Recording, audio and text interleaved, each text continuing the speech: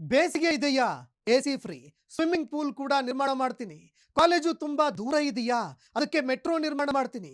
ಬಟ್ಟೆ ತೊಳೆಯೋದಕ್ಕೆ ಪ್ರತಿ ಫ್ಲೋರ್‌ಗೆ washing ಮಷಿನ್‌ಗಳನ್ನ ಇರಿಸ್ತೀನಿ. NT ಕಾಲೇಜಿನಲ್ಲಿ ಸೆಕ್ರೆಟರಿ ಏನಾದ್ರೂ ನಾನು ಆಗಿದ್ದೆ ಆದ್ರೆ 3 ಹೊತ್ತು ಟೀಯನ್ನ ಫ್ರೀ ಕೊಡಿಸ್ತೀನಿ. ವೇದಿಕೆ ಹತ್ತಿದಂತಹ ವಿದ್ಯಾರ್ಥಿ ನಾಯಕ ಆಯುಬ ಎಂಬುವರು ಈ ರೀತಿ ಘೋಷಣೆಗಳನ್ನ ಮಾಡ್ತಾ ಇದ್ದಂತೆ ವಿದ್ಯಾರ್ಥಿಗಳು ಕೂಡ ಘೋಷಣೆಗಳನ್ನ ಕೂಗಿದ್ರು. ನಕ್ಕು ನಕ್ಕು ಸುಸ್ತಾಗಿ ಹೋದ್ರು. ವಿದ್ಯಾರ್ಥಿ ಮುಖಂಡ ಆಯುಬ ಪರವಾಗಿ ಘೋಷಣೆಗಳನ್ನು ಕೂಡ ಕೂಗಿದ್ರು.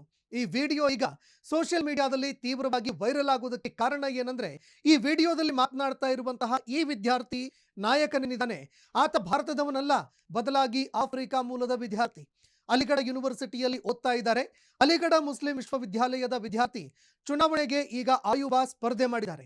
ಕಾಲೇಜಿನ ನದೀಮ್ ತರೀನ್ ಹಾಲ್ನಲ್ಲಿ ವಿದ್ಯಾರ್ಥಿಗಳನ್ನ ಉದ್ದೇಶಿಸಿ ಅವರು ಮಾತನಾಡ್ತಾ ಇದ್ರು.